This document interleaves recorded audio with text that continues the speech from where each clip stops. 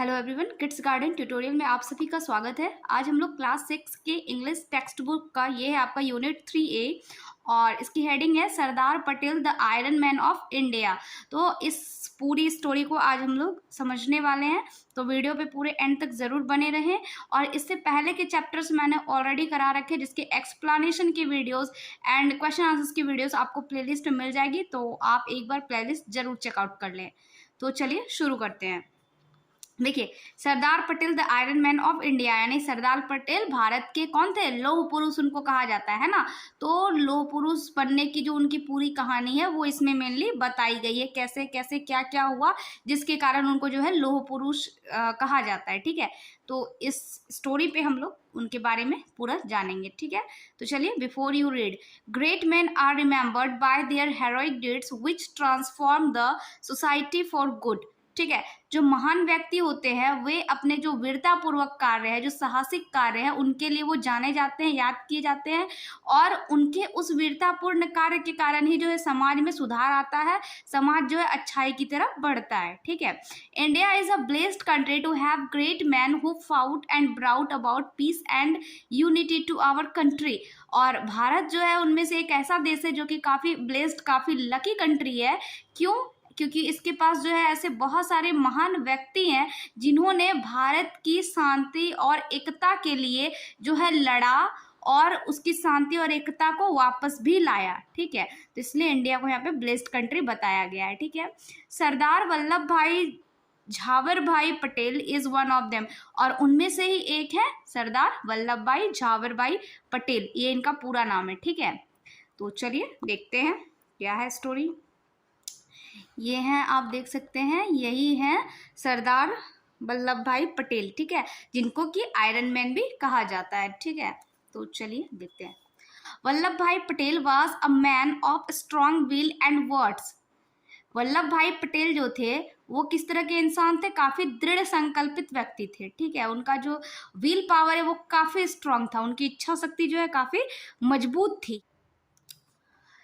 He was born on October 31, 1875 at नदिया, गुजरात। ठीक है, उनका जन्म जो है 31 अक्टूबर 1875 को हुआ था। कहाँ पे? तो नदिया एक जगह का नाम है जो कि कहाँ पे पड़ता है? तो गुजरात में पड़ता है। ठीक है, Sardar Patel had no formal education. Sardar Patel की कोई भी औपचारिक शिक्षा नहीं हुई थी। औपचारिक शिक्षा कहने का मतलब है कि जैसे हम लोग नर्सरी से यूनिवर्सिटी तक की जो पढ़ाई करते हैं उसी को फॉर्मल एजुकेशन कहा जाता है। ठीक है, जो कि उनकी नहीं हुई थी। ठीक है, he helped his father in the field ploughing and showing. ठीक है, तो वो क्या करते थे, वो जब उनका पढ़ने का एज था तभी वो पढ़ाई नहीं कर पाते थे, बल्कि उनको क्या करना पड़ता था, अपने पिता के साथ खेतों में उनकी मदद करनी पड़ती थी, जुताई के कामों में। ठीक है, while helping his father he also learned arithmetic tables taught to him by his father। ठीक है, और वो वहाँ पे खेतों में काम करते हुए ही उसके पिताजी जो है उसको अरिथमेटिक टेबल यानी कि जो गणित के पहाड़े होते हैं वो सब उसको सिखाते थे, वो खेत जुताई करते समय ही। ठीक है, he was a humble child, वो काफ़ी विनम्र बच्चे थे। ठीक है, his character and will was very strong, और उनका जो चरित्र था, उनकी जो इच्छा शक्ति थी वो काफ़ी मजबूत थी। There are numerous incidents of his childhood which prove that he was man of strong character।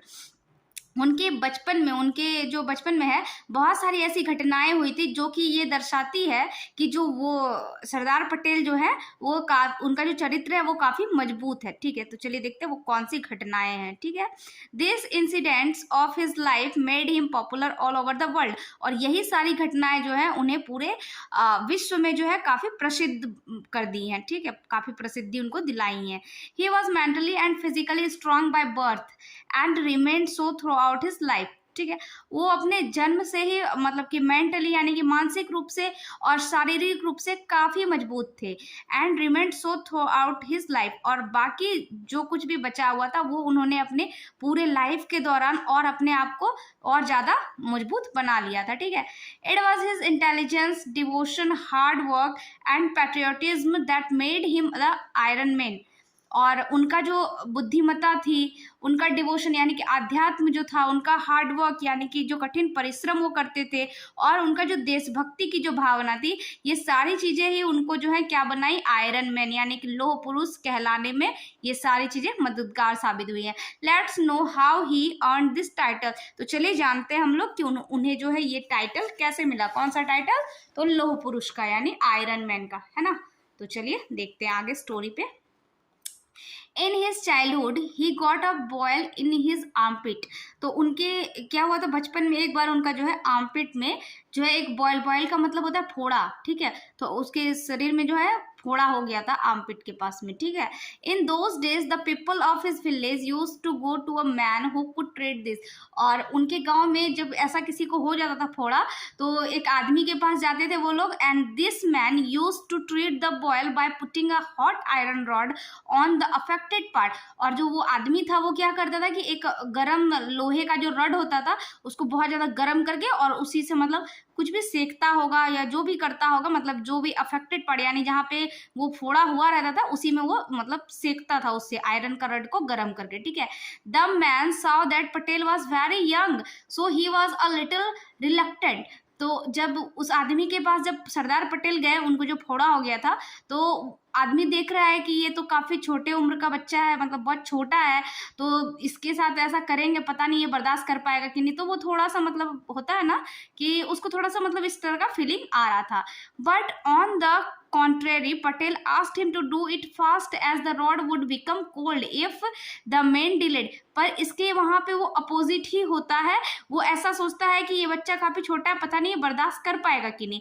लेकिन यहाँ पे इसका जस्ट अपोजिट होता है, बल्कि वहां पे जो है सरदार पटेल कहते हैं कि जल्दी करो, नहीं तो फिर क्या होगा, अगर तुम लेट करोगे तो ये आयरन का जो रॉड जो तुमने गर्म किया है ये ठंडा हो जाएगा, ठीक है। He did not wait for the man to do that lashing and did it by himself. और उन्होंने जो है उस आदमी के वो करने का इंतजार भी नहीं किया और वो खुद ही उससे जो है अपनी सिकाई कर लेता है, ठीक है। वो खुद ही मतलब आयरन के रॉड से खुद को सेक लेता है, उस आदमी का वेट नहीं करता है। Everyone in his village was stunned to see his toughness and strength। और हर कोई जो है उसका इस घटना को देख करके अचंभित था कि इतना छोटी उम्र का जो ये बालक है और इसका जो इतना मतलब ताकत, उसका जो टफनेस, यहाँ पे हम कह सकते हैं कि इतने हार्ड चीज को वो बहुत आसान तरीके से कर लिया, इसलिए यहाँ पे उसको टफनेस बताया गया है, ठीक है। कि आयरन के रड से खुद को दाग लेना ये बहुत बड़ी बात है, वो भी इतने छोटे से एज में। तो यहाँ पे इसलिए उसको टफनेस बताया गया, ठीक है। तो सब कोई इस चीज को देख करके बिल्कुल हैरान हो गए थे। He was a hard working person, he borrowed books from lawyers and with in a stipulated time period of 2 years he completed his study। और वो जो है काफी मेहनती थे, ठीक है, काफी हार्ड वर्किंग पर्सन थे। ये कैसे पता चलता है? तो उन्होंने क्या किया था, एक बार लॉयर से यानी कि वकील से जो है कुछ किताबें उधार में ली थी और उन्होंने जो एक तय समय था, 2 साल का जो तय समय था, उसी के दौरान उन्होंने अपनी पढ़ाई को पूरी तरह से कंप्लीट कर लिया था, ठीक है। From his tender as. और जब वो काफी छोटे थे, काफी नाजुक उम्र के थे, he was physically very strong, वो जो है शारीरिक रूप से काफी मजबूत थे। He use to fast twice a month and on those 2 days of fast he did not take even water. तो वो क्या करते थे, महीने में 2 दिन जो है उपवास करते थे और उस उपवास के दौरान वो एक बूंद पानी भी नहीं पीते थे, ठीक है। He was a strong believer of vegetarianism and he advocated it throughout his life। और वो जो है शाकाहार में विश्वास करते थे और उन्होंने अपनी पूरी जिंदगी जो है शाकाहार के लिए वकालत की, यानी कि वो लोगों को बताते थे कि शाकाहारी बनिए और इसी की उन्होंने मतलब बातें की हमेशा से, ठीक है। His mental strength was enhanced while he was studying in England and finished his studies in just a few years। और उनकी जो मानसिक क्षमता थी वो और भी बढ़ गई जब वो इंग्लैंड पढ़ने के लिए गए थे और उन्होंने जो है कुछ ही सालों में अपनी पढ़ाई को पूरी तरह से कंप्लीट कर लिया था, जल्दी ही, ठीक है। Everyone was amazed to see a boy who despite not having any formal education topped every examination. और सबको ये देख करके आश्चर्य हो रहा था कि एक ऐसा लड़का जिसको कि फॉर्मल एजुकेशन यानी कि औपचारिक शिक्षा भी जिसकी नहीं हुई है, वो हर एग्जाम में कैसे टॉप कर जाता है। ठीक है, अभी औपचारिक शिक्षा का मतलब मैंने बताया कि जो बचपन में हम लोग पढ़ते हैं, नर्सरी से लेकर के जो हमारे यूनिवर्सिटी तक का सफर होता है, तो वो उनकी नहीं हुई थी। इसके बावजूद भी वो हर एग्जाम में बिल्कुल टॉप हो जाते थे। तो ये काफी अचंभा वाली बात थी, तो हर कोई को भी ये अचंभित करती थी, है ना। वो despite not having any formal education, वही बात है कि इसके बावजूद कि उन्होंने कोई औपचारिक शिक्षा नहीं पाई थी। इन 1909 Patels wife Jhabirba was hospitalized in Bombay, now Mumbai, to undergo a major surgical operation for cancer. क्या हुआ था देखिए, 1909 ईस्वी में पटेल की जो वाइफ थी, उनका नाम क्या था, झाबेरबा, उनको क्या किया गया था, हॉस्पिटलाइज किया गया था, यानी हॉस्पिटल में वो एडमिट थी। कहाँ पे, तो बॉम्बे में। अभी जो है बॉम्बे को मुंबई कहा जाता है, उस समय में बॉम्बे कहा जाता था। ठीक है, तो वहीं पे वो क्या थी, एडमिट थी हॉस्पिटल में। किस लिए, तो उनका एक बहुत बड़ा ऑपरेशन होने वाला था कैंसर का। ठीक है, her health worsened suddenly and despite successful emergency surgery she died in the hospital। और उनका जो है सक्सेसफुल इमरजेंसी सर्जरी हो भी गया था, मतलब ठीक है, उनका ऑपरेशन जो हुआ था वो सक्सेसफुल हो भी गया था, लेकिन इसके बावजूद जो है उनकी जो है हालत काफ़ी बिगड़ने लगी थी और जो है हॉस्पिटल में उनकी मृत्यु हो गई थी। Patel was given a note informing him of his wife's demise as he was cross examining a witness in court. ठीक है, तो जब उनकी वाइफ का डेथ हो गया तो उनको एक नोट दिया गया। वो क्या कर रहे थे, कोर्ट में जो है एक व्यक्ति का जो है एक विटनेस का क्रॉस एग्जामिनिंग यानी कि उससे क्वेश्चन आंसर कर रहे थे किसी केस के मुद्दे में, है ना। तो उसी समय उनको क्या किया गया, एक नोट भेजा गया ये बताने के लिए कि उनकी वाइफ की मृत्यु हो चुकी है। ठीक है, Patel read the note, kept it in the pocket and continued to cross examining the witness and won the case। ठीक है, तो उनको जो नोट दिया गया था उन्होंने उस नोट को खोला, पढ़ा और क्या किया, अपने पॉकेट में उसको सबमिट करके रख लिया। और फिर वो अपना जो कर रहे थे, जो क्रॉस एग्जामिन, तो वो अपना रेगुलर करते रहे और लास्ट में उन्होंने उस केस को जीता भी था। ठीक है, he broke the news to others only after the proceeding. और उन्होंने अपनी पूरी कार्यवाही कंप्लीट होने के बाद ही दूसरे को भी इस न्यूज़ के बारे में बताया कि उनकी वाइफ का डेथ हो चुका है। ठीक है, तो आप समझ सकते हैं कि वो कितने दृढ़ संकल्पित थे अपने कार्य को लेकर, कि इतनी बड़ी बात कि उनकी पत्नी की मृत्यु हो चुकी है, लेकिन इसके बावजूद भी वो जरा भी विचलित नहीं हुए, बल्कि वो अपने जो काम कर रहे थे उस पर कंटिन्यू रहे और उन्होंने उस चीज़ को जीता भी। तो ये दर्शाता है कि वो उनका जो व्हील पावर है वो काफी स्ट्रांग था, है ना। चलिए आगे देखते हैं। Patel was only 33 years at that time and decided not to marry again and brought up his children with the help of his family। ठीक है, और उस समय जब उनकी वाइफ का डेथ हुआ था, वो उस समय कितनी उम्र थी उनकी, तो 33, मात्र 33 साल के वो उस समय थे। ठीक है, लेकिन उन्होंने डिसाइड किया कि मैं अब फिर से शादी नहीं करूंगा। और उनके जो भी बच्चे थे तो उन्होंने उसको जो है अपने परिवार वालों की मदद से ही उनको बड़ा करने की सोची। ठीक है, कि अब मैं दोबारा शादी नहीं करूंगा, बच्चे को जो अपनी फैमिली के साथ मिलकर के मैं पाल लूंगा। ठीक है, एट द एज ऑफ 36, जब वो 36 साल के हुए, 36 साल के हुए, Patel enrolled himself at the middle temple in London and finished a 36 month course in 30 months. ठीक है, और 36 यानी कि 36 साल की उम्र में पटेल ने अपना नामांकन जो है एक मध्य मंदिर में करा लिया। कहाँ पे ये मंदिर है, तो लंदन में था। और वहाँ पे उन्होंने 36 मंथ का जो कोर्स था, यानी 36 महीने का कोर्स को मात्र 30 मंथ्स में, यानी कि 30 महीने में ही उन्होंने कंप्लीट कर लिया।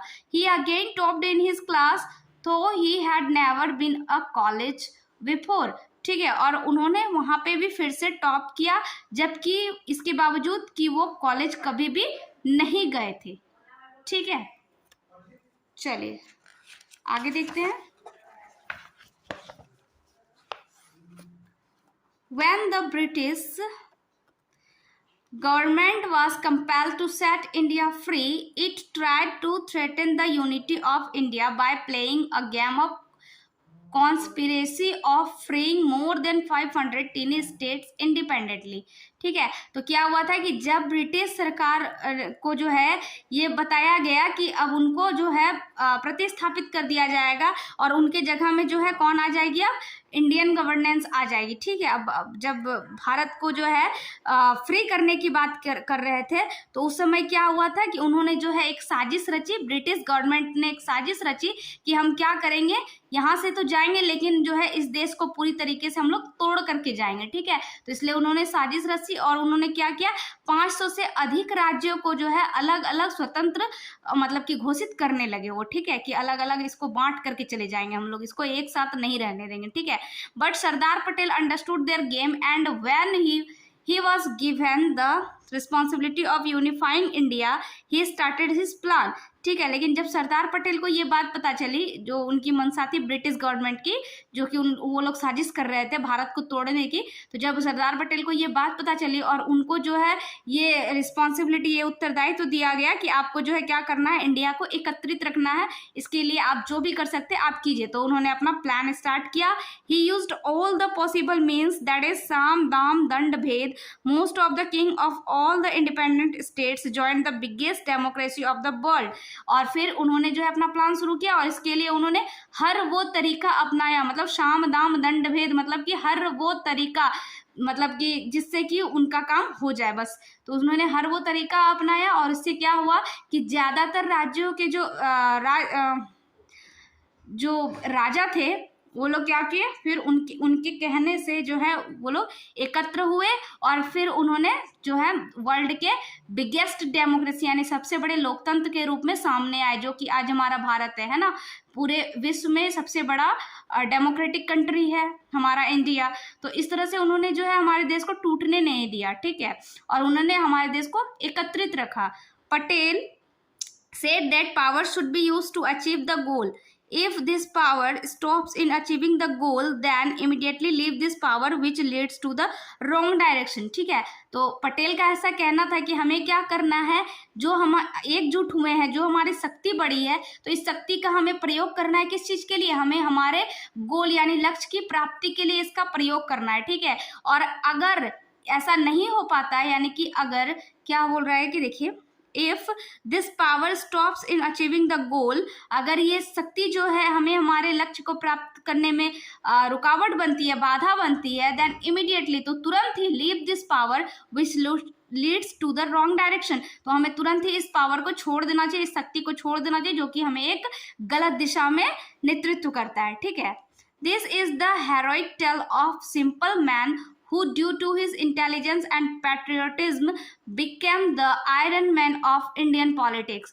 और यही सब अपने साहसिक कार्यों से जो है एक साधारण सा आदमी, जो कि अपनी बुद्धिमत्ता और अपने देशभक्ति के कारण जो है क्या कहलाए, बाद में आयरन मैन यानी कि लौह पुरुष कहलाए, भारतीय राजनीति के लौह पुरुष कहलाए, है ना। His mental abilities were far ahead than that of anyone else in those days।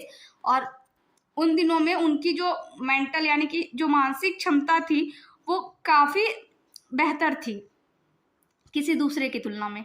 which helped in building of modern and united India, जो कि मददगार थी किस चीज में, तो हमारे आधुनिक और एकत्रित भारत को बनाने के लिए काफी मददगार साबित हुई। His birthday October 31 is observed as the National Unity Day। और उनका जो बर्थडे है 31 अक्टूबर, उसको जो है नेशनल यूनिटी डे के रूप में मनाया जाता है। ठीक है। राष्ट्रीय एकता दिवस के रूप में मनाया जाता है उनके बर्थडे को। किनका, तो सरदार वल्लभ भाई पटेल का। तो आई होप कि आपको ये स्टोरी समझ में आ गई होगी, और अगर वीडियो अच्छा लगा तो प्लीज़ वीडियो को एक लाइक ज़रूर कीजिएगा और अपने दोस्तों के साथ ज़्यादा से ज़्यादा शेयर कीजिएगा। And thanks for watching. नए हो तो प्लीज़ सब्सक्राइब कर लेना और बेल आइकन प्रेस कर देना, ताकि इसके बाद जब मैं क्वेश्चन आंसर्स की वीडियो अपलोड करूँ तो आपको नोटिफिकेशन मिल जाए। Thank you for watching.